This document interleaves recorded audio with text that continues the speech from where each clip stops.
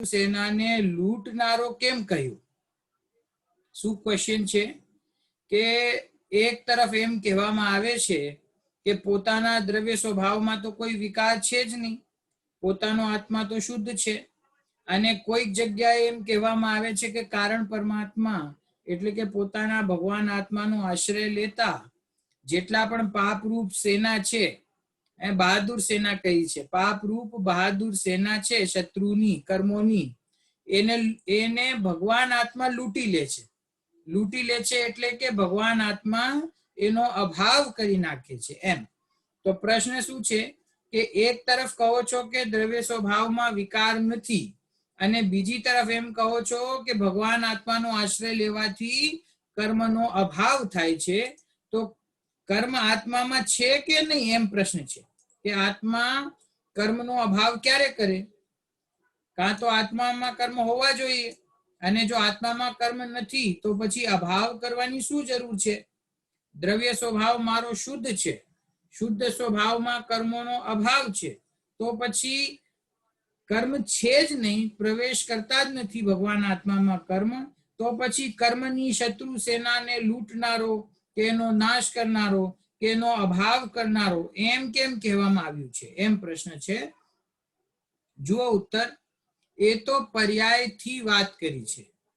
પર્યાયમાં રાગાદી ભાવો છે તે સ્વભાવ સન્મુખ ઢળતા ઉત્પન્ન થતા નથી, તેને નાશ કર્યો એમ કથન માત્ર કહેવાય છે. શું કે છે અહીંયા?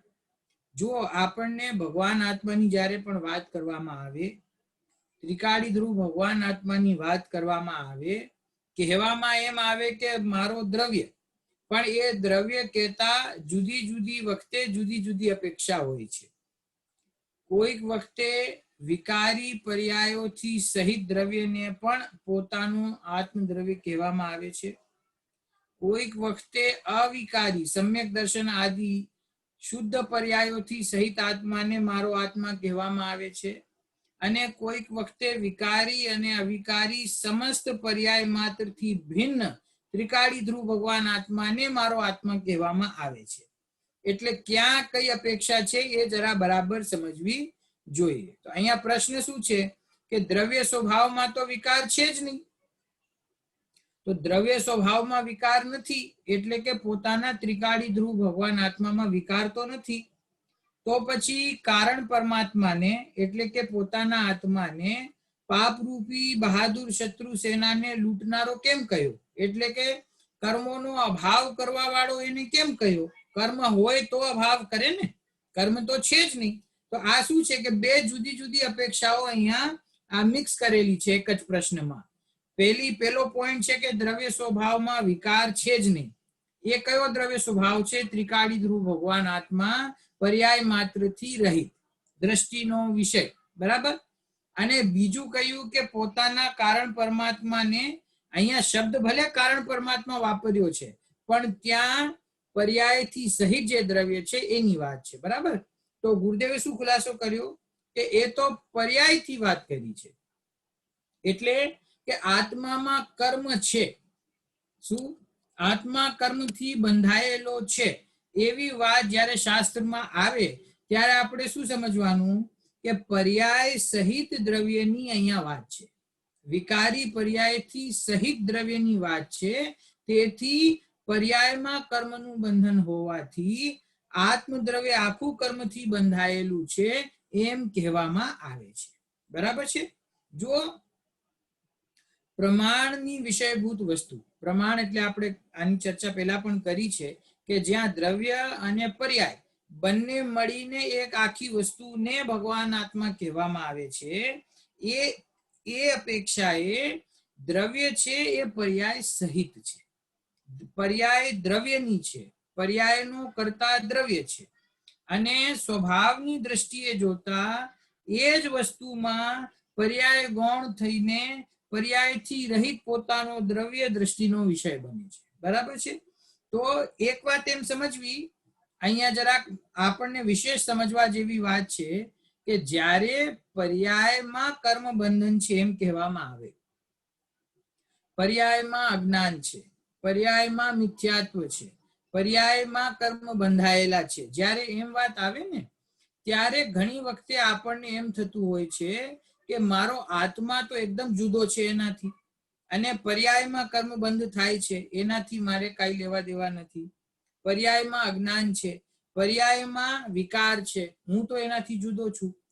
પણ પ્રમાણની અપેક્ષાએ જ્યારે વાત કરવામાં આવે છે ને ત્યારે પર્યાયનો વિકાર એટલે કે આત્માનો વિકાર, પર્યાયનું અજ્ઞાન એટલે આત્માનું અજ્ઞાન, પર્યાયનું મિથ્યાત્વ એટલે આત્માનું મિથ્યાત્વ.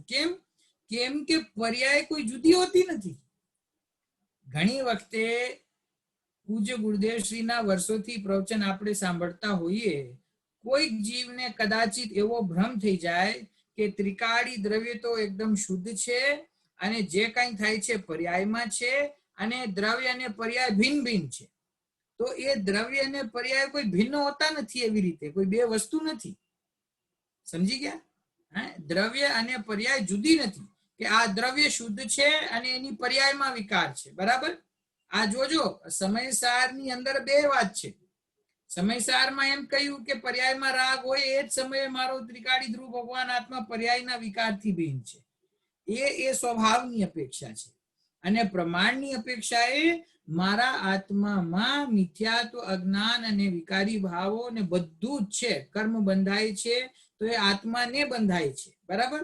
કારણ કે ખાલી પર્યાયને બંધાતા નથી કર્મ, ખાલી પર્યાયમાં અજ્ઞાન થતું નથી. પર્યાય કોની છે? પર્યાય કોના આધારે થાય છે? પર્યાય ક્યાંથી આવે છે? તો એ જે પર્યાયમાં જે કઈ વિકાર છે એ જો એક બહુ સરસ એકદમ ઈઝી ન્યાય છે કે હું ત્રિકાળી ધ્રુવ ભગવાન આત્મા છું, શુદ્ધ છું, હું પર દ્રવ્યનો કરતા નથી. બરાબર? તો પછી આ જીવ અનાદિકાળથી ચાર ગતિઓમાં શું કામ ભટકે છે? નરકની ગોદમાં શું કામ જાય છે? વિશાલભાઈ, અપરાધ કરે પર્યાય અને સજા મળે દ્રવ્યને, તો અન્યાય ન કહેવાય? અજ્ઞાન તમારી પર્યાયમાં થાય, વિકાર તમારી પર્યાયમાં થાય, કર્મ તમારી પર્યાયમાં બંધાય અને એનું ઉદય આવે ત્યારે ફળ મળે તમારા દ્રવ્યને. જીવ દ્રવ્ય તો કોઈનું કઈ કર્યું નથી ને, તો પછી જીવ દ્રવ્ય નરકમાં કેમ જાય છે? એને કેમ દુઃખ ભોગવવા પડે છે 10,000 વર્ષ સુધી? અને સ્વર્ગમાં જઈને કેમ 33 સાગર સુધી એને લૌકિક અનુકૂળતા મળે છે? તો એનો જવાબ એ છે કે પર્યાય દ્રવ્યથી કોઈ જુદી નથી. દ્રવ્ય પોતાના સ્વભાવને ઓળખ્યા વગર જ્યારે અજ્ઞાન રૂપે, વિકાર રૂપે પરિણમે છે ત્યારે એની પર્યાયમાં છે તો પર્યાયમાં વિકાર, પણ પર્યાયથી કથનચિત અભિન્ન હોવાથી દ્રવ્યની અંદર જ વિકાર છે, દ્રવ્યમાં જ કર્મ બંધાય છે અને આત્મા જ દુઃખી થાય છે, આત્મા જ વિકારી છે, કોઈ ખાલી પર્યાય વિકારી નથી, એમ હું કહેવા માંગુ છું. બરાબર? તો કોઈક અપેક્ષાએ એટલે કે પર્યાયની અપેક્ષાએ, અને પર્યાયની અપેક્ષા મતલબ કે પર્યાય દ્રવ્યથી કથનચિત અભિન્ન છે, એ અપેક્ષાએ દ્રવ્યની અંદર વિકાર છે. દ્રવ્યની અંદર વિકાર છે ત્યારે તો વિકારને દૂર કરવાના પુરુષાર્થની વાત આવે ને, ત્યારે તો એમ કહેવામાં આવે કે તમે તમારા સ્વભાવને ઓળખો અને પર્યાયમાંથી વિકારી ભાવને દૂર કરો. જો તમારી અંદર વિકારી ભાવ હોય જ નહીં તો પછી દૂર કરવાનો પ્રશ્ન ક્યાં છે? બરાબર? તો પ્રાથમિક અવસ્થામાં પ્રમાણથી પોતાના દ્રવ્ય સ્વભાવને સમજતા વર્તમાન દશામાં જ્યાં સુધી હું સંસારમાં છું ત્યાં સુધી મારી અંદર વિકારી ભાવ છે. બરાબર?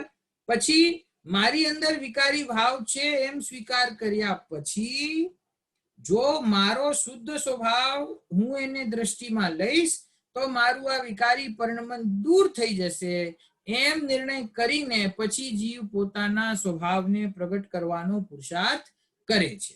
બરાબર? એટલે કહેવાનો મતલબ શું છે કે અધ્યાત્મની વાત સાંભળતા, દ્રષ્ટિના વિષયની વાત સાંભળતા, પૂજ્ય ગુરુદેવ શ્રીના સૂક્ષ્મ તત્વને સાંભળતા આપણો આ કોઈ દિવસ બેલેન્સ બગડી ના જવું જોઈએ પોતાની કલ્પનાથી. ગુરુદેવે તો બધી વાત સર્વાંગીણ કરી છે. જ્યારે પર્યાયની અપેક્ષાએ વાત કરે ત્યારે પર્યાયની અપેક્ષાએ વાત કરી.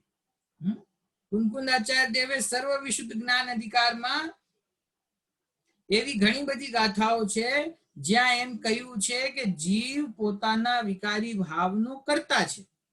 આશ્ચર્યની વાત એ છે બૌદ્ધમતી સામે વિવાદ કરે છે.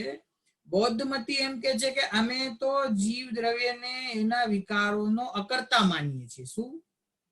બૌદ્ધમતી એમ કે છે કે અમે એમ માનીએ છીએ કે જીવ એના વિકારી ભાવોનો કરતા નથી, સર્વથા કરતા નથી. તો આચાર્ય દેવ એને એમ કહે છે કે ના, તમારી વાત ખોટી છે. જીવ પોતાના ભાવ કર્મોનો કરતા છે. એ જ કુંકુંદાચાર્ય છે જે એમ કહે છે કે આત્મા દ્રવ્ય કર્મ ભાવ કર્મ નો કર્મ થી ભિન્ન છે. એ જ કુંકુંદાચાર્ય કહે છે કે ભાવ કર્મ નો કરતા આત્મા છે. તો એમાં કોઈ વિરોધ નથી. એમાં જે રીતે જ્યાં અપેક્ષા હોય એ રીતે ત્યાં સમજવી જોઈએ. બે વસ્તુ છે, બે દ્રષ્ટિ છે, બે અપેક્ષા છે. શું? એક, ત્રિકાળી ધ્રુવ ભગવાન આત્મા સર્વ પર્યાયોથી ભિન્ન, અને બીજો વિકારી અને અવિકારી પર્યાયોથી સહિત આત્મા. બરાબર? તો આત્મા એક જ છે, કોઈ બે આત્મા નથી. અધ્યાત્મ વાળો આત્મા એક જુદો છે અને પ્રમાણ વાળો આત્મા એક જુદો છે. એમ બે આત્મા તો નથી ને. આ તો ખાલી સમજવાની પદ્ધતિ છે. એક જ વસ્તુ છે, એને પ્રમાણની દ્રષ્ટિથી જોઈએ તો વિકારી અવિકારી પર્યાયોથી સહિત દેખાય. બરાબર? અને સ્વભાવની દ્રષ્ટિએ જોઈએ, શુદ્ધ નયની દ્રષ્ટિએ જોઈએ તો વિકારી અવિકારી પર્યાયો ગૌણ થઈ જાય. તો એટલી વાત છે. બરાબર? તો પ્રશ્ન શું છે કે દ્રવ્ય સ્વભાવમાં વિકાર છે નહીં, અને પછી તમે એમ કહો કે કર્મરૂપી શત્રુ સેનાને કારણ પરમાત્મા લૂંટી લે છે, તો એનો અમારે કઈ રીતે સામંજસ્ય, બેલેન્સ કઈ રીતે બેસાડવું? તો ગુરુદેવ કહે છે કે એ તો પર્યાયથી વાત કરી છે. પર્યાયમાં રાગાદી ભાવો છે તે સ્વભાવ સન્મુખ ઢળતા ઉત્પન્ન થતા નથી. એટલે શું? અજ્ઞાન અવસ્થા જ્યાં સુધી ચાલી રહી છે, જ્યાં સુધી ભેદ વિજ્ઞાન પ્રગટ થયું નથી, જ્યાં સુધી આત્માનુભવ થતો નથી, ત્યાં સુધી એ રાગાદીની પર્યાયો ચાલુ રહે છે. બરાબર છે ને? વિકારી પર્યાયો પરદ્રવ્યના લક્ષ્ય જીવને વિકારી ભાવ થતા રહે છે. અને જ્યારે પોતાના સ્વભાવની સન્મુખ પર્યાય પોતાની ઢળી જાય છે, એટલે કે પોતાના સ્વભાવની શ્રદ્ધા થઈ, પોતાના સ્વભાવ સન્મુખ જીવ થયો અને આત્માનુભૂતિ પ્રગટ થઈ, તો શું થયું કે સ્વભાવ સન્મુખ થતા પછી એ રાગાદી પર્યાયો ઉત્પન્ન થતી બંધ થઈ જાય છે. તો રાગાદી પર્યાયો ઉત્પન્ન થતી બંધ થઈ, એને બીજા શબ્દોમાં એમ કહ્યું કે આત્માએ એ કર્મોનો કે વિકારી ભાવનો નાશ કર્યો. તો આત્મા કર્મોનો નાશ કરે છે એ કથન માત્ર કહેવાય છે. આત્માએ શું કર્યું કે આત્મા તો પોતાના સ્વભાવને ઓળખીને એમાં સ્થિર થઈ ગયો. એટલું કામ આત્મા કરે છે. અને એ કામ થતા નિમિત્ત નૈમિત્તિક સંબંધે નવીન સંવર પ્રગટ થાય. સંવર થયા પછી પૂર્વ કર્મોની નિર્જરા થાય અને કર્મો ખરી જાય. એ બધું કર્મોની અંદર પોતાની મેળે એની યોગ્યતાથી થાય છે. એમાં જીવ કાંઈ કરતો નથી. જો બહુ એકદમ સિમ્પલ એક્ઝામ્પલ છે કે અનંત ભગવાને કેટલા કર્મોનો અભાવ કર્યો છે? વિશાલભાઈ,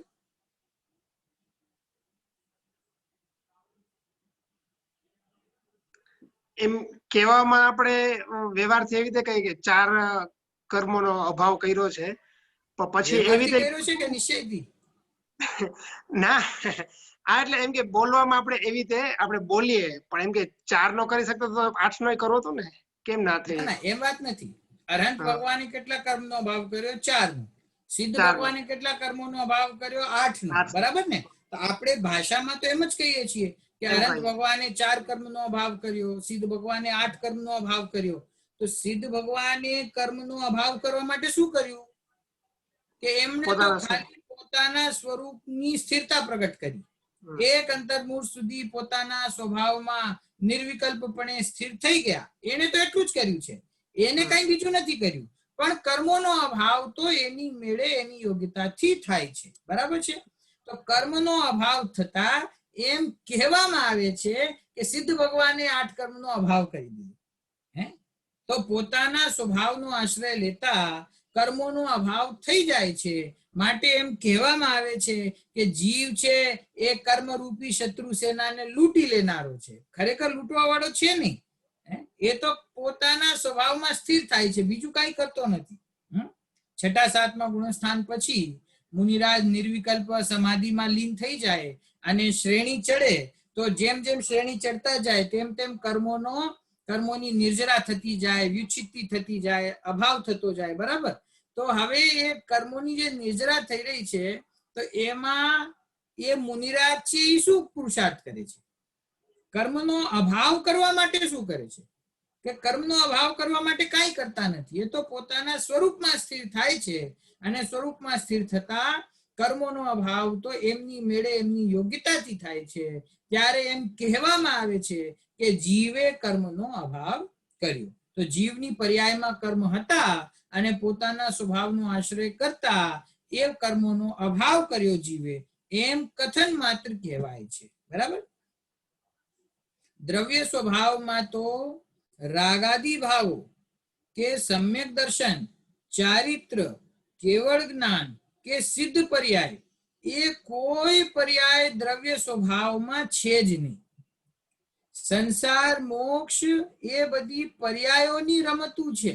જો હવે શું કે છે, હવે ગુરુદેવ પાછા દ્રષ્ટિના વિષયભૂત ભગવાન આત્મા ઉપર આવી ગયા.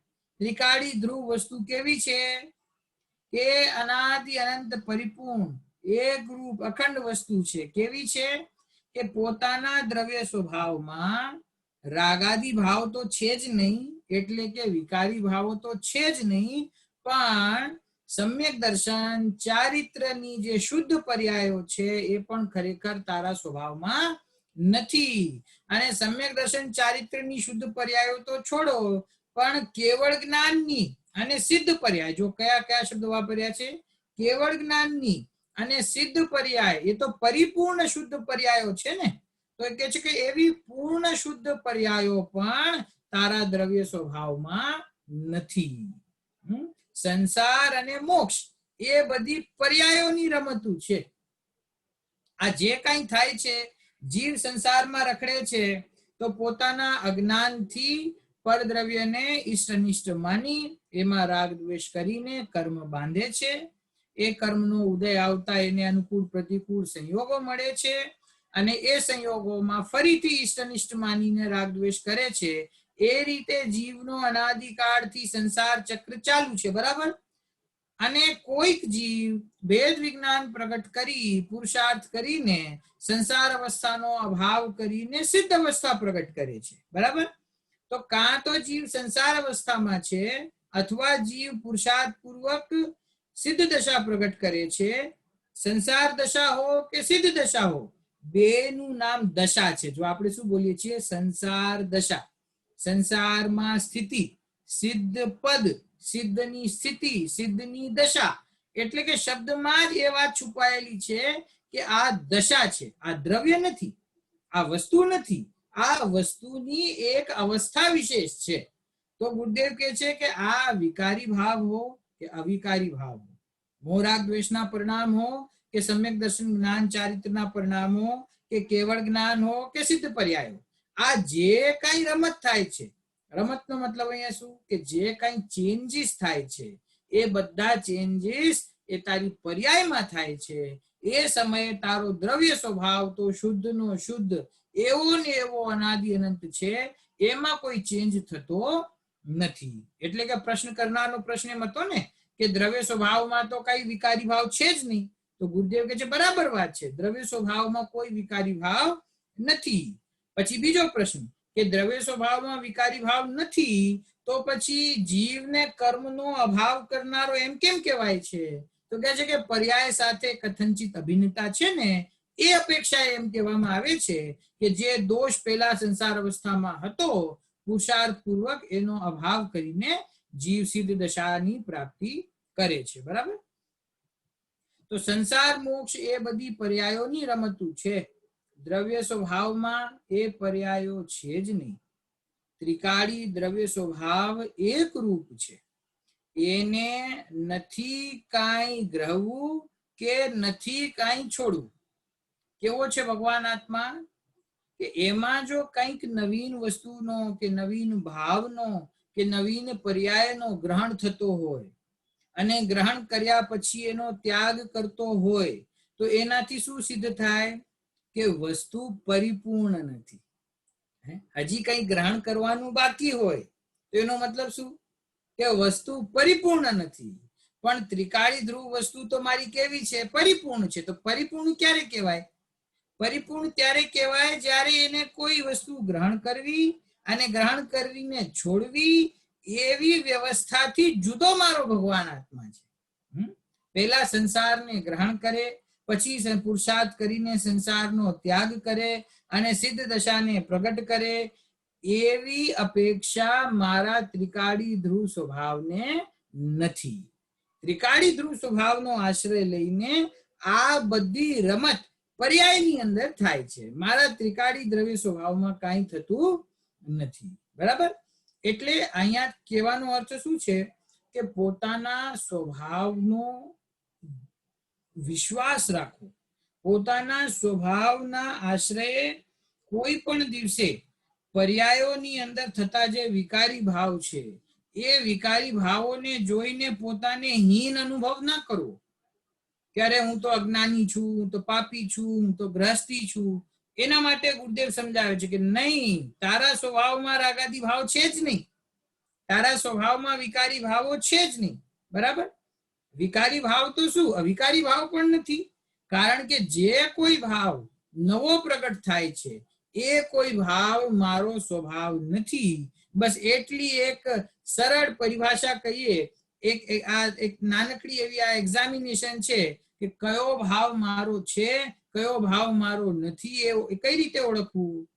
કે જે ભાવ તારી પાસે અનાદિકાળથી છે અને અનંતકાળ સુધી રહેશે એ તારો ભાવ છે. અને જે ભાવ નવીન પ્રગટ થાય છે એ તારો ભાવ નથી. જે ભાવનો અભાવ થઈ જાય છે એ તારો ભાવ નથી.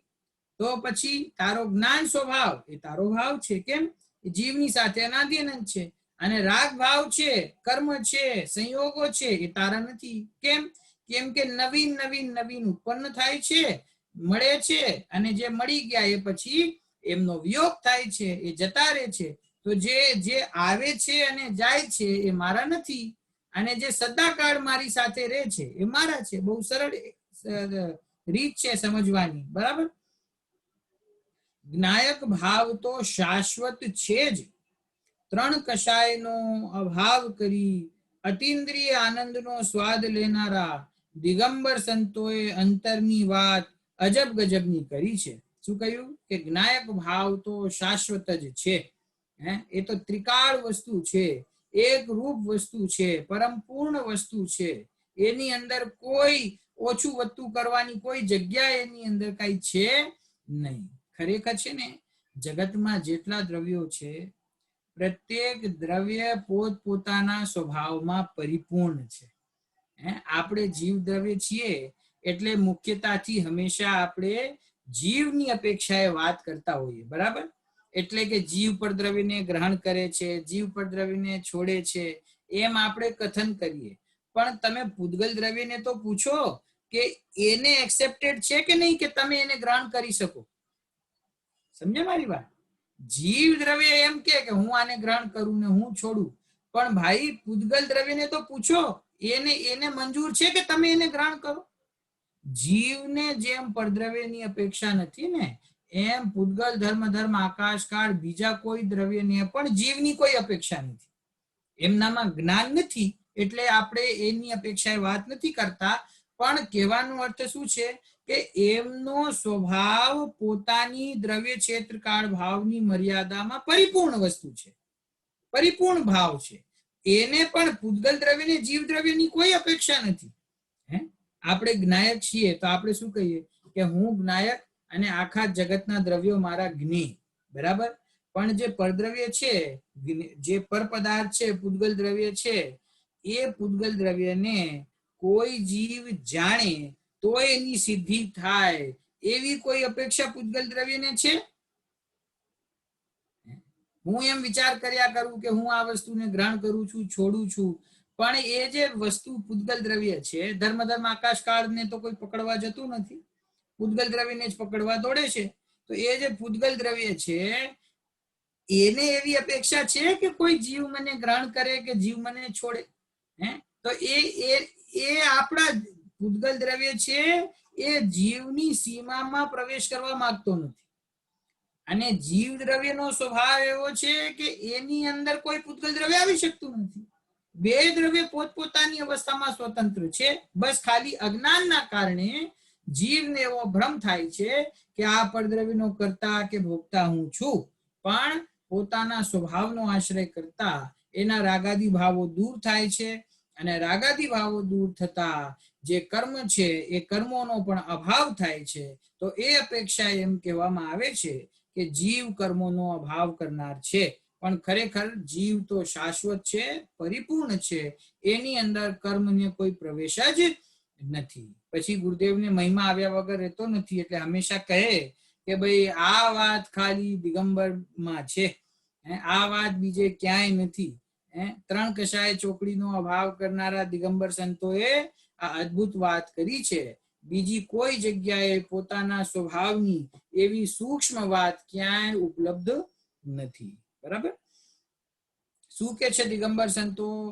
આવી વાત દિગંબર સંતો સિવાય ભરત ક્ષેત્રમાં બીજે ક્યાંય નથી. એ દિગંબર સંતો કહે છે કે બધા જીવો સુખી થાવ, કોઈ જીવ દુખી ન થાવ, બધાય જીવો મુક્ત દશાને પામો. એવી ભાવના આપણા ગુરુઓની હોય છે, મુનિરાજોની હોય છે કે આખા જગતને એ સાચું તત્વ મળે, એમને પોતાનો સ્વભાવ સમજાય, અને એમને એમના દુઃખ દૂર થઈને સુખ પ્રગટ થાય, બધા જીવો મુક્ત દશાને પ્રાપ્ત કરે, એવી ભાવના આપણા મુનિરાજોની હોય છે. દરેક આત્માઓ મુક્ત સ્વભાવી જ છે. જો શું કહ્યું? દરેક આત્માઓ મુક્ત સ્વભાવી જ છે. હવે જો એક્ઝામ્પલ આપે છે ગુરુદેવ, જેમ ચોખા અને કળથીને ઉત્પન્ન થવાની જમીન જુદી હોય છે, તેમ ચોખ્ખો એટલે મુક્ત ઉત્પન્ન થવાનું સ્થાન ચોખ્ખું એટલે મુક્ત સ્વરૂપથી જ છે, તેના આશ્રયથી મુક્તિ ઉત્પન્ન થાય છે. શું શું શું એક્ઝામ્પલ છે? ખ્યાલમાં આવ્યો? કે ચોખા છે ને, રાઈસ, તો જે ચોખા જે જમીનમાં વાવવામાં આવે ને, જે ખેતરમાં, એ જુદા હાઈ ક્વોલિટીના ખેતર હોય છે, અને કળથી આદિ જે હલકા અનાજ છે, સસ્તા અનાજ છે, એને જ્યાં વાવવામાં આવે એ જમીન જુદી હોય છે. જ્યાં રાઈસ ને ઉગાવવામાં આવે છે ને, ત્યાં પછી બીજી કોઈ વસ્તુ ઉગાવવામાં આવતી નથી, એમ કહેવા માંગે છે. કેમ કે ચોખાને ઉત્પન્ન કરવા માટે ચોખ્ખી એટલે કે સરસ પાણીવાળી જમીન જોઈએ, બીજા અનાજને એવી જમીનની જરૂર નથી. એવી જ રીતે જેમ ચોખા અને ચોખ્ખા એમ બે શબ્દોનો ગુરુદેવ અહીંયા મેળ કર્યો છે. કે ચોખા ઉત્પન્ન કરવા માટે ચોખ્ખી જમીન જોઈએ, એમ ચોખ્ખા એટલે કે શુદ્ધ પવિત્ર દશાને ઉત્પન્ન કરવા માટે જમીન પણ પવિત્ર જોઈએ ને. તો સિદ્ધ દશા છે એ ચોખ્ખી દશા છે, શુદ્ધ દશા છે. એ શુદ્ધ દશા ક્યાંથી પ્રગટ થાય? કે તારા શુદ્ધ સ્વભાવમાંથી પ્રગટ થાય. તારા શુદ્ધ સ્વભાવનો તને નિર્ણય થશે તો તારા શુદ્ધ સ્વભાવમાંથી તને શુદ્ધ અવસ્થાની પ્રાપ્તિ થશે, એમ કહેવા માંગે છે. એટલે કે નિર્ણયમાં એમ રાખવું કે હું ત્રિકાળી ધ્રુવ ભગવાન આત્મા છું. શ્રદ્ધાનમાં શું રાખવું? કે હું ત્રિકાળી ધ્રુવ ભગવાન આત્મા છું. સમસ્ત પર પદાર્થોથી અને પર પદાર્થોના નિમિત્તે ઉત્પન્ન થવા વાળા વિકારી ભાવોથી હું ભિન્ન છું. બરાબર? એ શ્રદ્ધાની વાત છે. પછી જ્ઞાનમાં પર્યાયમાં વર્તમાનમાં જે દોષ ચાલી રહ્યો છે, જે વિકારી ભાવ ચાલી રહ્યું છે, એનું જ્ઞાન પણ આપણને હોવું જોઈએ. કે મારો સ્વભાવ શુદ્ધ હોવા છતાં હું મારા સ્વભાવનો આશ્રય લઈ શકતો નથી. અત્યારે મારા પુરુષાર્થની કમજોરી છે, અને એના કારણે મારી વર્તમાન દશા વિકારી થઈ રહી છે, અને મારે શીઘ્રાતિ શીઘ્ર પોતાના સ્વભાવનો આશ્રય લઈને આ વિકારી ભાવને દૂર કરી નાખવો છે. એવી ભાવના પ્રત્યેક મુમુક્ષુની હોવી જોઈએ. સંવર અને નિર્જરા અધિકારમાં સમયસાર ગ્રંથમાં એક બહુ સરસ વાત આવી છે, જ્ઞાની અને અજ્ઞાનીની. કે જ્ઞાની અને અજ્ઞાનીનું લક્ષણ શું? કે જ્ઞાનીને પોતાના શુદ્ધ સ્વભાવની પ્રાપ્તિ થઈ હોવા છતાં વર્તમાનમાં એને જે કંઈ અલ્પ કશાય કે અલ્પ દોષ બાકી છે, જ્ઞાની નિરંતરે દોષને દૂર કરવાનો પ્રયત્ન કરે છે. અને અજ્ઞાની જીવ થોડું છેવક્ષમ જ્ઞાન પ્રગટ થતા એમ સમજે છે કે હું તો બહુ ધર્મ કરી રહ્યો છું, એમ જાણીને સંતુષ્ટ થઈ જાય છે કે હું શુદ્ધ છું, વિકાર તો પર્યાયમાં છે, હું પર્યાયથી ભિન્ન છું, એટલે મને શું જરૂર છે વિકારને દૂર કરવાની. એ છે એ અજ્ઞાનીનું લક્ષણ છે. જ્ઞાનીને શુદ્ધ સ્વભાવની પ્રાપ્તિ થઈ છે, સમ્યક દર્શન પ્રગટ થયું છે, છતાં એને પર્યાયમાં રહેલો વિકાર ખૂંચે છે, એને એનાથી તકલીફ થાય છે. એને જાણીને એને એવો નિર્ણય અંદર વધતો હોય કે હું તો મારા સ્વભાવમાં સ્થિર થઈ જાઉં અને આ વિકારી ભાવનો અભાવ કરી નાખું. પણ એ વિકારી ભાવનો અભાવ કઈ રીતે થાય? તો કે છે કે ચોખ્ખી જમીન હોવી જોઈએ, એટલે કે પોતાના શુદ્ધ સ્વભાવનો નિર્ણય કરતા પર્યાયમાંથી પણ વિકાર દૂર થઈને શુદ્ધ દશા પ્રગટ થાય છે. પ્રત્યેક જીવ, પ્રત્યેક આત્મા સ્વભાવથી કેવો છે કે મુક્ત સ્વભાવી છે. જો મુક્ત દશા પ્રગટ થાય છે, મુક્ત દશા તો નવીન પ્રગટ થાય છે, પણ જીવનો સ્વભાવ અનાદિ અનંત મુક્ત છે. કારણ કે સ્વભાવમાં જો મુક્તપણું ના હોય તો પછી દશા પ્રગટ થાય ક્યાંથી? કોના આશ્રય પ્રગટ થાય? તો સ્વભાવ પોતાનો મુક્ત છે, સ્વભાવ પરિપૂર્ણ છે, એવો વિશ્વાસ કરતા, એવી અનુભૂતિ કરતા, એવી પોતાના સ્વભાવની પ્રતીતિ કરતા પર્યાયમાંથી પણ વિકારી ભાવ દૂર થાય અને પોતાના મુક્ત સ્વરૂપના આશ્રયથી પર્યાયની અંદર પણ મુક્તિ ઉત્પન્ન થાય છે. બરાબર? ક્વેશ્ચન નંબર 23 આગળ. ત્રિકાળી આત્મદ્રવ્યના આશ્રયે જ ધર્મ થાય એનું શું કારણ? શું કે છે? ત્રિકાળી આત્મદ્રવ્યના આશ્રયે જ ધર્મ થાય એનું શું કારણ? કહેવાનો અર્થ સમજ્યા? કે ભાઈ તમે એમ કહો છો કે આત્માના આશ્રયે જ ધર્મ થાય, તો આત્માના આશ્રય પણ થતો હશે, પણ થોડીક આ ક્રિયા કરીએ, થોડા શુભાવ કરીએ, થોડા વ્રત ઉપવાસ કરીએ તો એનાથી પણ તો ધર્મ થાય કે ન થાય? કે ખાલી આત્માના આશ્રયથી જ ધર્મ થાય? એમ પ્રશ્ન છે કે ખાલી તમે એમ કહો કે ત્રિકાળી આત્મદ્રવ્યના આશ્રયથી જ ધર્મ થાય, એનું કારણ શું? તો જુઓ શું ઉત્તર આપે છે ગુરુદેવ. ત્રિકાળી આત્મદ્રવ્ય એ જ મૂળ વસ્તુ છે. ત્રિકાળી દ્રવ્યમાં આનંદ ભર્યો છે, તેથી ત્રિકાળી દ્રવ્યનો આશ્રય લેતા પર્યાયમાં આનંદ રૂપ ધર્મ દશા પ્રગટ થાય છે. શું કે છે ગુરુદેવ? કે ભાઈ પોતાના સ્વભાવના આશ્રય ધર્મ પ્રગટ થાય એનું કારણ પૂછો છો, તો જ્યાં આનંદ છે, જ્યાં સુખ છે, એનું આશ્રય લેતા જ આનંદ અને સુખ પ્રગટ થશે ને. તું એમ ઈચ્છે છે કે હું શરીરની ક્રિયા કરું, હું પરિણામોમાં શુભાવ કરું અને એનું ફળ મને મોક્ષ દશા મળી જાય, એના ફળમાં મને ધર્મ પ્રગટ થઈ જાય, તો ધર્મ થાય કેવી રીતે? જો બે વસ્તુ છે ને, જીવ દ્રવ્ય અને પૂતગલ દ્રવ્ય. આ શરીર છે, પૂતગલ છે, અને આત્મા છે, જીવ દ્રવ્ય છે. હવે હું જે કઈ પુરુષાર્થ કરું છું વિશાલભાઈ, પુરુષાર્થ કરું છું શરીરમાં. શું કરું છું? પુરુષાર્થ કરું શરીરમાં. શુદ્ધ ભોજન કરવું, એકાસન કરવું, ઉપવાસ કરવો, ધર્મના દિવસોમાં સંયમ રાખવું, એ જે કઈ તમે પુરુષાર્થ કરો છો, પુરુષાર્થ ક્યાં થઈ રહ્યો છે? શરીર સંબંધી પુરુષાર્થ છે. અને એનું ફળ હું ક્યાં ઈચ્છું છું? ફળ હું ઈચ્છું છું કે મારા આત્મામાં ફળ મળે. કામ કરું પૂતગલમાં અને ફળ ઈચ્છું આત્મામાં. એમ કેવી રીતે થાય? દુનિયામાં આવી રીતે થતું હશે? જેના અકાઉન્ટમાં પૈસા નાખીએ એના અકાઉન્ટમાં જાય ને, કે પૈસા નાખીએ બીજાના અકાઉન્ટમાં ને પહોંચી જાય બીજાના અકાઉન્ટમાં? એમ થતું હશે? કામ કરીએ પૂતગલનું અને ફળ ઈચ્છીએ કે આત્માને મોક્ષ મળી જાય. આત્માને કઈ રીતે મોક્ષ મળે? સ્વભાવનો આશ્રય લે તો સ્વભાવની પ્રાપ્તિ થતા જે પર્યાય છે એને સિદ્ધ દશા પ્રગટ થાય.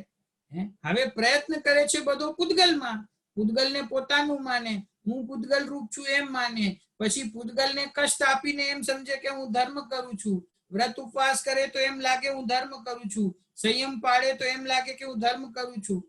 હું તો સાહેબ રાત્રે પાણી પણ નથી પીતો, બરાબર? તો પાણી પણ ના પીવે તો એને એમ થાય કે હું સૌથી મોટો ધર્મ કરવા વાળો છું, બરાબર છે? પોતપોતાની શક્તિ પ્રમાણે બધા જીવો જુદી જુદી રીતે નિયમ લેતા હોય છે. કોઈકને જેટલી પોતાની શક્તિ હોય, કોઈ એમ નિયમ લે કે હું રાત્રે ભોજન નહીં કરું, પણ કદાચ એને ચાની, પાણીની, દૂધની, ફ્રૂટની કોઈ એવી છૂટ રાખે. કોઈ કેવા હોય કે અમે ફ્રૂટ પણ નહીં લઈએ, અમે તો માત્ર ખાલી લિક્વિડ લેશું, દૂધ લેશું, ચા લેશું, બરાબર? કોઈ કેવા હોય કે દૂધ, ચા, પાણી કાંઈ નહીં લઈએ, અમારે તો સાવ રાત્રિ ભોજનનો ત્યાગ છે, બરાબર? હવે એમાં શું થાય છે ખબર છે? કે જેણે ભોજનનો ત્યાગ કર્યો છે પણ હજી ફ્રૂટ, ચા, પાણી, દૂધ લે છે, એને એમ લાગે કે આ રાત્રિ ભોજન કરવા વાળો પાપી છે અને હું પુણ્યાત્મા છું, કારણ કે મેં થોડો તો ત્યાગ કર્યો છે.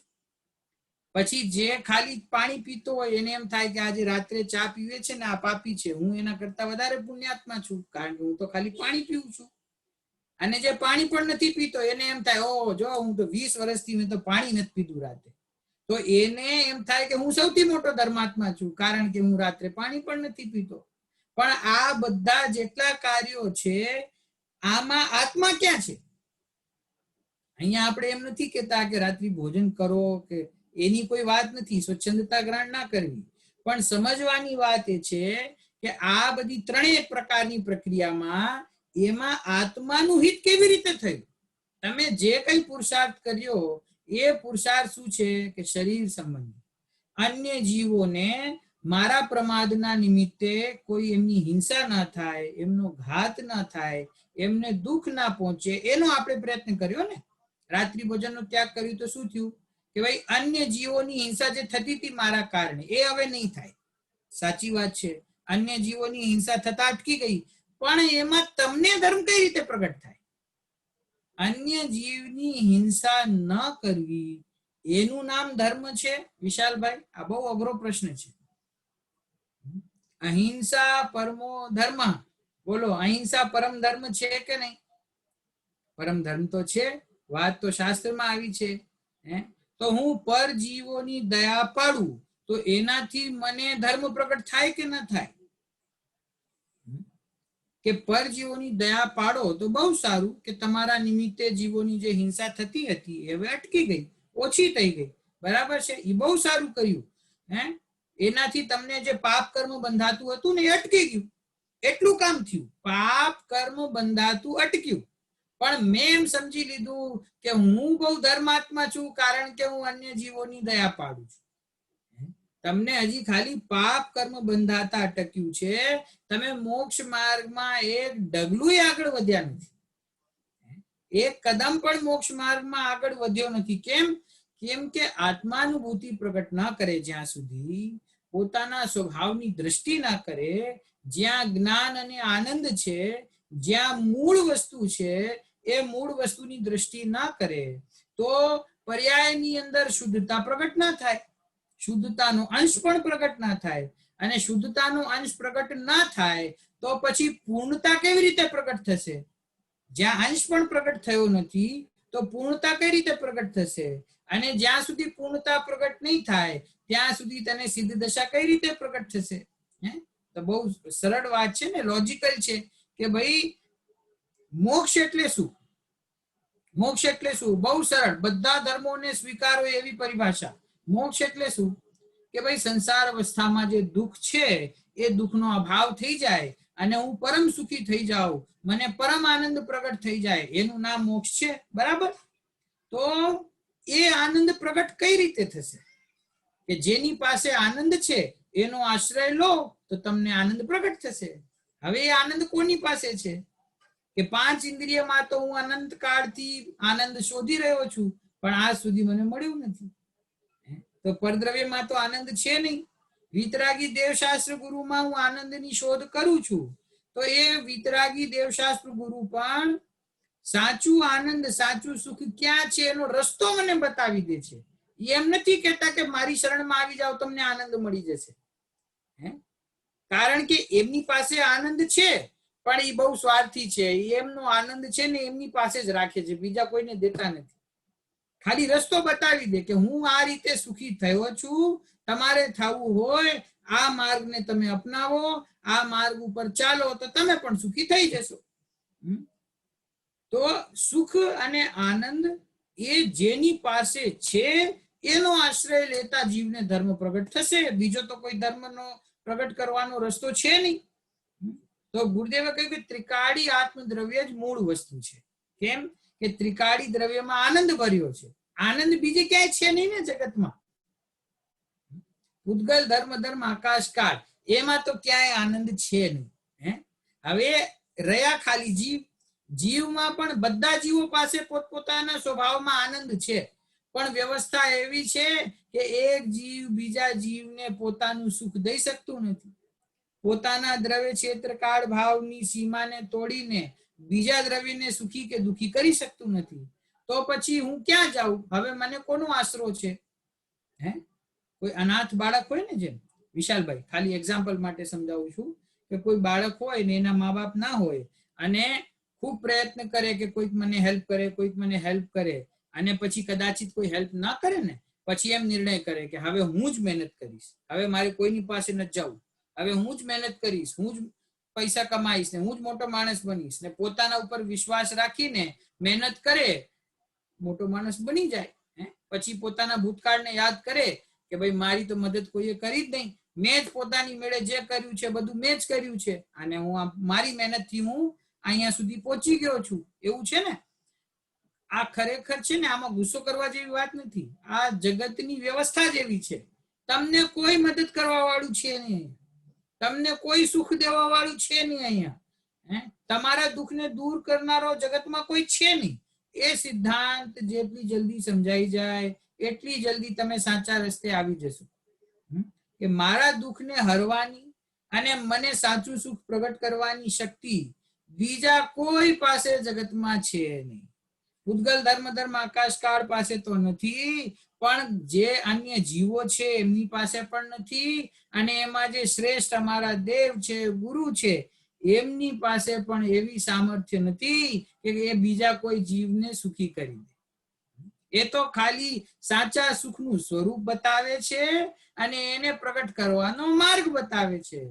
એને માર્ગ શું છે? કે માર્ગ છે તારો આત્મા, કે તું પોતે જ શક્તિશાળી છો, તું પોતે જ સામર્થ્યવાન છો, તને બીજા કોઈની જરૂર છે નહીં. તો પોતાના આત્મામાં આનંદ છે એવો નિર્ણય કરતા અને ત્રિકાળી દ્રવ્યનો આશ્રય લેતા પર્યાયની અંદર જે આનંદ પ્રગટ થાય, સુખ પ્રગટ થાય, વિશુદ્ધતા પ્રગટ થાય, સમ્યક દર્શન જ્ઞાન ચારિત્રનો અંશ પ્રગટ થયો, એનું નામ ધર્મ છે.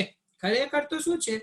ધર્મ શું છે એની પરિભાષા ખ્યાલમાં નહીં હોવાથી કોઈકને શરીરની ક્રિયામાં ધર્મ થતું દેખાય, કોઈકને શુભ ભાવોમાં ધર્મ દેખાય, કોઈકને બીજા મનુષ્યોની સેવામાં ધર્મ દેખાય, કોઈકને પશુઓની સેવામાં ધર્મ દેખાય. કેમ? એને ખબર જ નથી ધર્મ એટલે શું. ધર્મ એટલે શું? અન્ય મતમાં આપણે કોઈકને પૂછીએ ધર્મ એટલે શું, તો એ આ જ બધી વાત કહેશે.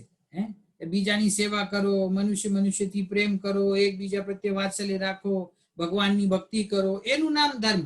પણ ધર્મ એટલે વસ્તુ શું છે? ધર્મ વસ્તુ એનું નામ છે કે રત્નકરણ શ્રાવકાચારમાં એક પરિભાષા આવી છે, સંસાર દુઃખતઃ સત્વાન યો ધરતી ઉત્તમે સુખે. એનું નામ ધર્મ છે. શું?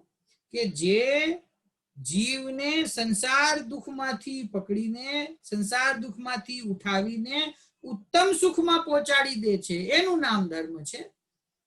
ધર્મ એટલે શું? હું બીજા માટે કરું છું ધર્મ, હું ભગવાન માટે ધર્મ કરું છું. કોના માટે ધર્મ કરું છું? અરે મને સુખ પ્રગટ થાય એનું નામ ધર્મ છે. મારું ધર્મ શું? કે હું અનાદિકાળથી દુઃખી છું, હું કઈ રીતે સુખી થાઉં, એ સુખી થવાના માર્ગ ઉપર હું ચાલું, એનું નામ ધર્મ છે. બીજી તો કોઈ ધર્મ વસ્તુ છે નહીં. તો પોતે સુખી કઈ રીતે થાય? અન્ય મતમાં લોકો ધર્મ કરે ને, એ ધર્મ એટલે શું? કે બીજાઓને સુખી કરવા. તમે મહેનત કરો, તમે બીજાને સુખી કરો તો તમને ધર્મ પ્રગટ થશે. હું મહેનત કરું અને સુખી થઈ જાય બીજો તો હું તો મૂર્ખ કહેવાઉં કે હું ધર્મી કહેવાઉં? આ તો આપણું જૈન દર્શન છે, એ આપણને વસ્તુના સ્વભાવને બતાવે છે. અન્ય જીવને કે અન્ય વસ્તુને કે અન્ય પર પદાર્થને આપણે સુખી કે દુખી કઈ કરી શકીએ નહીં.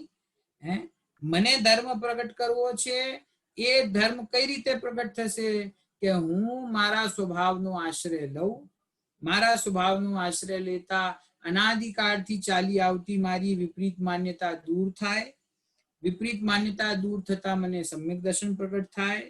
સમ્યક દર્શન પ્રગટ થતા મારા મોહ રાગ દ્વેષ રૂપી ભાવોનો અભાવ થાય.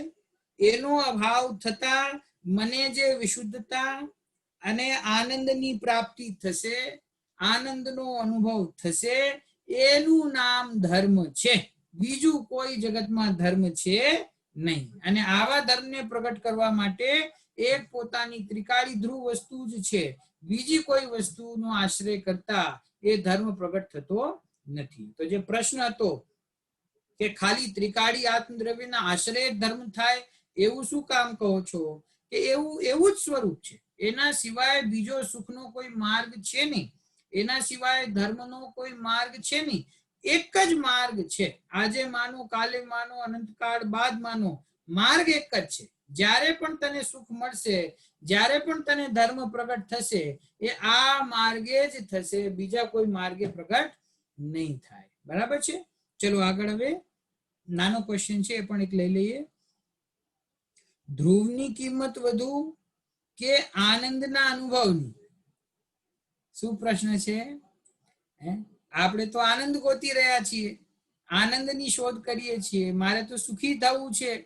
તો ધ્રુવની કિંમત વધુ કે જે ધ્રુવનો આશ્રય લેતા આનંદ અનુભવ થાય, એ આનંદના અનુભવની કિંમત વધારે? પ્રશ્ન સમજાયો?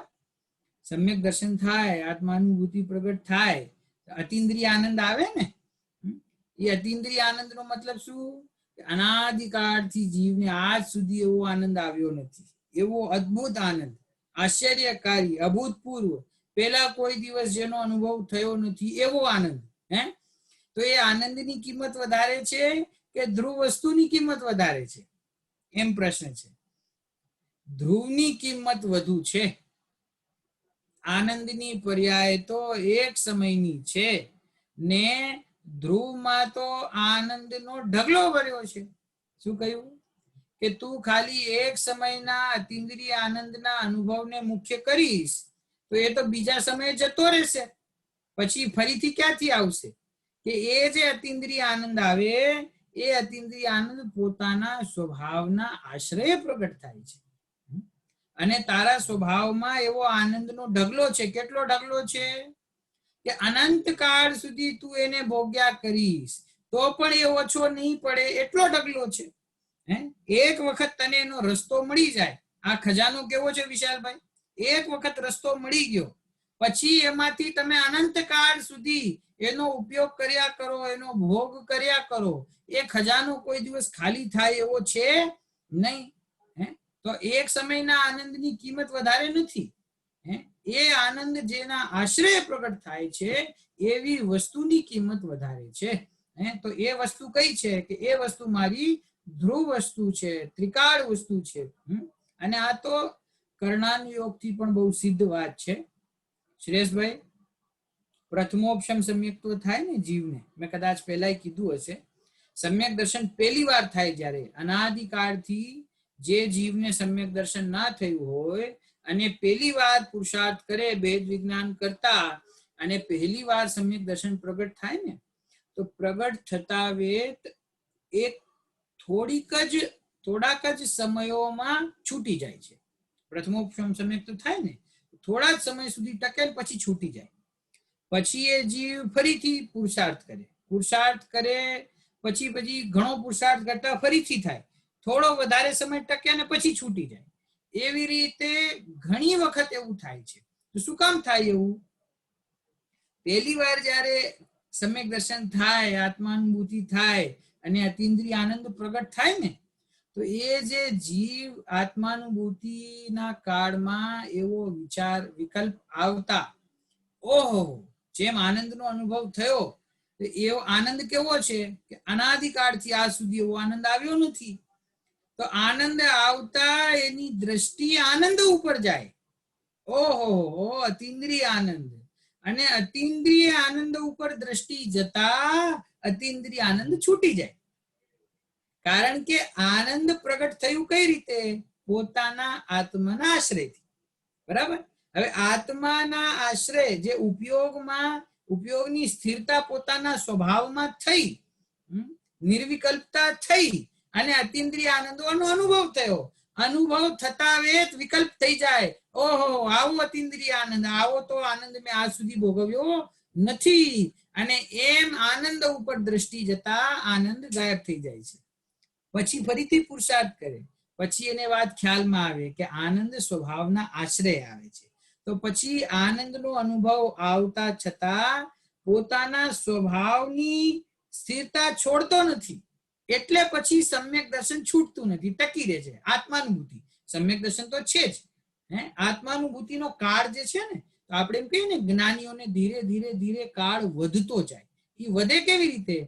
એને પછી પ્રેક્ટિસ થઈ જાય કે આનંદ આવે છતાં પણ હું મારા સ્વભાવને છોડું નહીં, સ્વભાવની દ્રષ્ટિ છોડું નહીં. સ્વભાવને છોડતા નથી એટલે પછી આનંદ ટકી રહે છે. અને જે જીવ સ્વભાવને છોડીને આનંદને પકડવા જાય છે એનો આનંદનો અભાવ થઈ જાય છે. તો એનો મતલબ શું?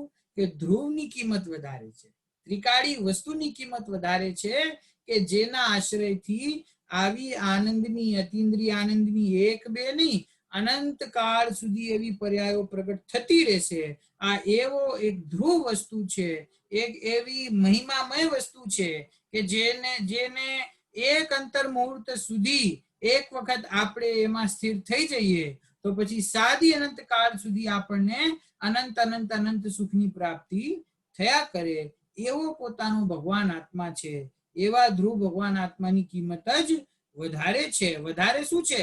પૂર્ણપણે એની જ કિંમત છે, બીજી કોઈ વસ્તુની કિંમત છે નહીં. આનંદની એક સમયની પર્યાય છે, એની પણ કોઈ કિંમત છે નહીં. અરે ગુરુદેવે તો એવા કઠોર શબ્દોનો પ્રયોગ કર્યો છે, આપણને સાંભળતા એવું થઈ જાય કે અરે આવું કઈ રીતે?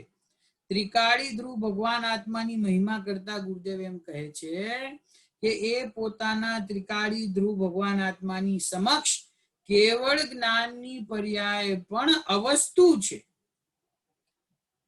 જે છાયિક પર્યાય છે, જે પૂર્ણ શુદ્ધ પર્યાય છે, પરિપૂર્ણ પર્યાય છે, એવી સર્વજ્ઞતાની પર્યાય મેં ગુરુદેવ એમ કહે કે ત્રિકાળી ધ્રુવ ભગવાન આત્માની સામે કાંઈ નથી, અવસ્તુ છે જ નહીં કાંઈ. કારણ કે મહિમા મારા આત્માનું છે. એવી એક પંડિતજી હતા, નામ કિશનચંદજી અલવરવાળા, કર્ણાન યોગના વિશેષજ્ઞ. એ એમ જ કહેતા કે તમને આ સર્વજ્ઞતાનો મહિમા આવે છે ને આખા જગતને, એ કે સર્વજ્ઞતા શું છે?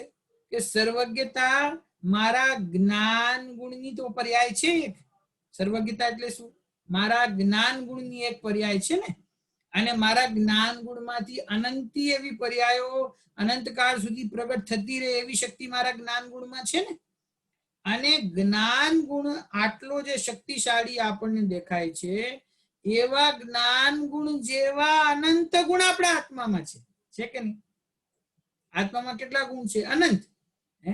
એમાંથી એક ગુણ જ્ઞાન, એમાં એ જ્ઞાન ગુણની એક પર્યાય સર્વજ્ઞતા. તો કે છે કે તમને એક સમયની પર્યાયનો મહિમા એટલો આવે છે, પણ એ પર્યાય કોની? જ્ઞાન ગુણની. એ જ્ઞાન ગુણ કોનું? આત્માનું. એ આત્મામાં કેટલા ગુણ છે જ્ઞાન જેવા? અનંત ગુણો છે.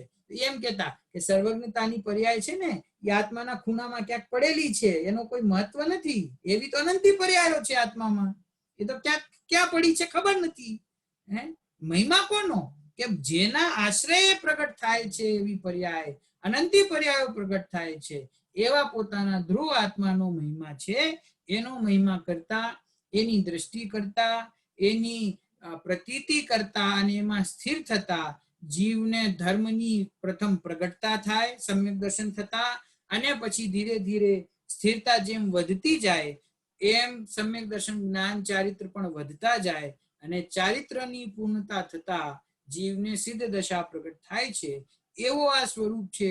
એવો મારો ભગવાન આત્મા મહિમામય છે કે જેનો અનુભવ કરતા એક સમય માટે ભગવાન આત્માનો અનુભવ જીવ કરે તો મોક્ષ દશામાં સિદ્ધ દશામાં એનું રિઝર્વેશન થઈ જાય અને 48 મિનિટ પોતાના આત્મામાં ટકી રહે તો સીધો સિદ્ધ પદની પ્રાપ્તિ થઈ જાય. એટલી પાવરફુલ વસ્તુ હું છું. પુણ્ય ભાવ તો અનાદિકાળથી કરે છે. ઉત્કૃષ્ટમાં ઉત્કૃષ્ટ પુણ્ય કરે તો એનું ફળ શું મળે કે વધારેમાં વધારે ક્યાં જાય? અજ્ઞાની જીવ ગ્રેવ 1 જાય. ગ્રેવ 1 જઈને પછી શું કરે? ત્યાંથી પાછો આવે. તો પુણ્ય અનાદિકાળથી હું કરી રહ્યો છું, કરવા માંગુ છું, એને ધર્મ સમજુ છું, પણ પુણ્યની તાકાત કેટલી કે પુણ્ય તમને બહુમાં બહુ સ્વર્ગ સુધી લઈ જાય અને મિથ્યાત્વની તાકાત કેટલી કે એ તમને સ્વર્ગમાંથી ખેંચી આવે ને પાછો નિગોદમાં મૂકી આવે. પછી તમે અનંતકાળ સુધી પ્રયત્ન કરો અને મનુષ્ય ભાવ પ્રાપ્ત કરીને ફરીથી શુભ ભાવ કરીને સ્વર્ગમાં જાઓ અને મિથ્યાત્વ ફરીથી ત્યાંથી તમને લઈ જઈને નિગોદમાં મૂકી આવે. સમજી ગયા? પુણ્યમાં કોઈ શક્તિ છે નહીં વધારે. આપણે એમ સમજીએ કે પુણ્ય બહુ પાવરફુલ છે, પુણ્યથી સિદ્ધ દશા મળી જશે, પુણ્યથી સુખ મળી જશે. પુણ્યમાં કોઈ તાકાત જ નથી. પુણ્ય તો ખાલી સ્વર્ગ સુધી લઈ જવાનું નિમિત્ત બને છે, બાકી બીજું પુણ્ય કાંઈ કરી શકતું નથી. સ્વભાવની તાકાત કેટલી? એક બાજુ તમે જુઓ કમ્પેર કરીને, એક બાજુ અનંત કાળ સુધી જીવ પુણ્ય ભાવ કરે તો એનું ફળ એને શું મળે કે સ્વર્ગમાં જાય. અને એ બીજી બાજુ પોતાના ભગવાન આત્મામાં એક અંતર્મુહૂર્ત એટલે કે 48 મિનિટથી પણ ઓછા સમય માટે ટકી જાય તો એને સાદી અનંત કાળ માટે સિદ્ધ દશા પ્રગટ થઈ જાય. તો પાવર તમે કમ્પેર કરો પુણ્યનો અને આત્માનો તો ખ્યાલમાં આવી જશે કે કોનો મહિમા વધારે છે. તો કોઈ પણ પર્યાય હોય, ભલે સર્વજ્ઞતાની પર્યાય છે, ભલે શુદ્ધ પર્યાય છે, ભલે સમ્યક દર્શનની પર્યાય છે, અતિન્દ્રિય આનંદની પર્યાય છે, પણ પોતાના ભગવાન આત્મા સામે બીજી કોઈ પર્યાયની કોઈ કિંમત નથી. પોતાનો ભગવાન આત્મા એ જ મહિમામય વસ્તુ છે.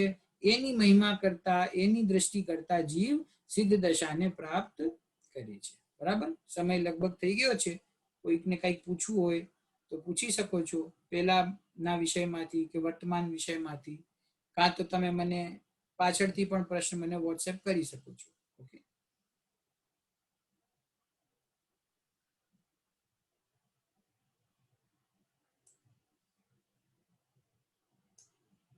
કોઈ પ્રશ્ન ના હોય તો એક સંક્ષેપમાં જીનવાણી સ્તુતિ કરીને આપણે પછી સભા પૂરી કરીએ. બરાબર છે?